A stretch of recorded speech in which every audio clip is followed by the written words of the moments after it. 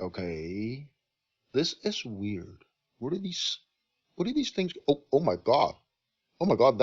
Is that me? Is that? Well, this is going to take some time to get used to. Anyway, hello again.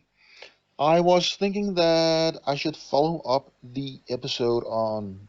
Technically, I think not the first episode, the second episode that was on originality. I should probably follow that up with something less theoretical. So, what I'm going to do is take a brief look at the thoughts about originality as they play out in the creation of the Embassy of Time.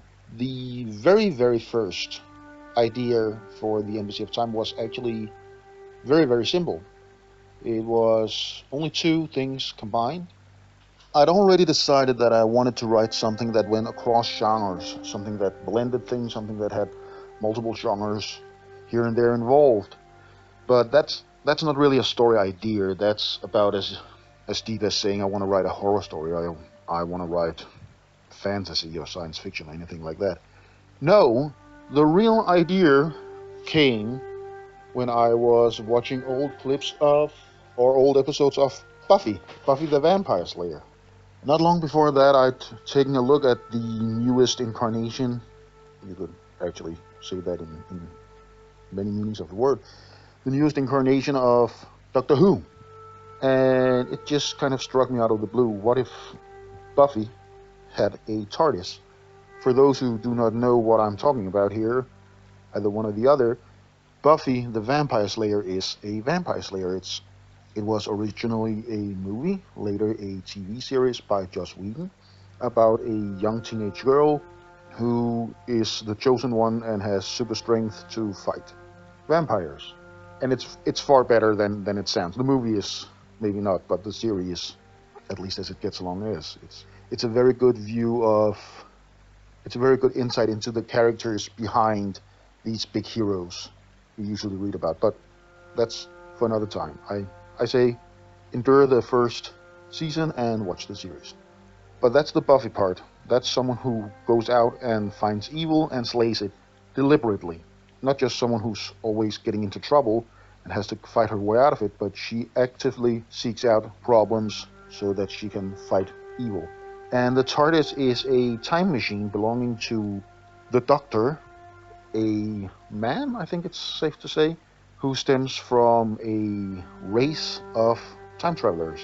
And according to legend and all that, his homeworld was destroyed, and now he travels among the stars and among the ages in his slightly defective time machine and goes on all kinds of adventures. But that's more we drop in somewhere and somewhen and see what's going on, maybe have some fun, or maybe we get caught up in some trouble. Usually they get caught up in some trouble, or there would be very little story.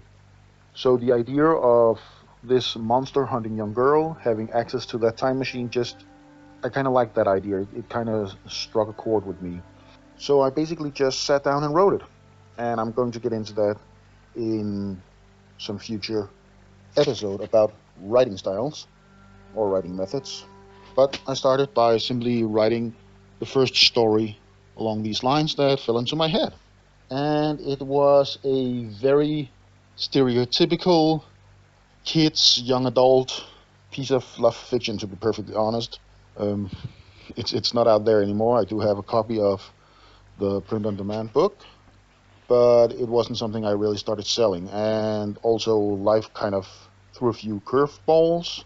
But as I got over that, I took a look at it again.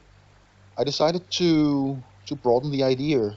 I looked through what I liked from what I'd written and the ideas that it had given me, and I started the next iteration, pretty much. You could actually say that, as I described in the episode on making original things, I did the first one where I just clashed them together. I just happened to also write the book because I felt in the mood.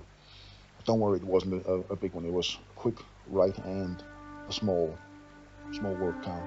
But I worked it over and I thought maybe it was more interesting if I took the bigger perspective about how all the times fit together and how that resonated emotionally with anyone involved in it. How all that responsibility, all that burden, all that chaos, all that confusion reflected on a human being involved in it. And it got kind of more philosophical, and it got kind of more adult. Also, it had more adult themes in it. And as it grew, the setting also grew, and I added different times. I added a timeline, fully, not complete, but fully populated with different eras and different people in different missions for the Embassy of Time. And there were quite a few of them, so I'm not going to go through them all, but that iteration kind of cemented the overall story for me and the overall world. So I started out with just Buffy in a TARDIS, and I wrote that into something that wasn't Buffy in a TARDIS, but was based on the idea young girl with access to time travel. And that grew into young girl getting involved with organized time travel on a grand scale. And after that, the background, the things that aren't even that obvious in the stories, started kind of seeping into it. I started getting ideas about that. So I had a whole construction about how the time travel fit together, how it worked, the mechanics of time travel, what people who were time traveling were trying to achieve. And that started laying the foundation for an overall plot, not just the instant plot of girl gets involved with time travel, but what's actually going on, what the great evil is, what the problems are, and kind of organically, not just me stopping and then sorting it all out and then rewriting it again as I described in the original video on originality, but more organically as ideas started to come in, the whole bigger picture started to be molded, and it got to be about how people dealt with time travel actually existing, not just the personal experience, but with the fact that time travel existed. How would people react to that? Both the people who were from the time travel environment, the future where time travel was made, but also people who got into contact with it who had only this peripheral contact, who knew that it existed, but were not an active part of it or were not an active part of it anymore. And if this all sounds a bit messy, that's kind of because it is. But that's not a bad thing. The trick is when you start creating something original by using methods like the ones I have described. It's all jack, jack, jack, jack, jack. One thing, then the next thing, then the next thing. That's the methodical way. But at some point, when the brain kind of gets into the groove of things, that model tends to just fall away, and you just have ideas. And you integrate those ideas, you change them, you discard the ones that no longer work. Maybe you discard the original idea. There's no longer a Buffy the Monster Hunter, or Vampire Slayer was the original name, but this would be a Monster Hunter in general. That one was basically gone. Things had changed beyond the original idea, and it just rolls, and you have to roll with it. And there's no real model, no real method for that. You just have to be grateful that things are coming to you, and you need to sort the ones you want to use from the ones you want to not use. Maybe not now, maybe not ever. Maybe you put them in a drawer for later. Fine. You just need to figure out what do I want to use and what do I want to put in the bin for now. And from that, the current idea of a girl getting involved with a time war that is going out of control and taking her own place in that conflict basically evolved. The method was there at the beginning, but as iterations grew more and more complex, they took on a power of their own, and they started to generate ideas instead of needing them. So now I have the background for a vast world of time travel.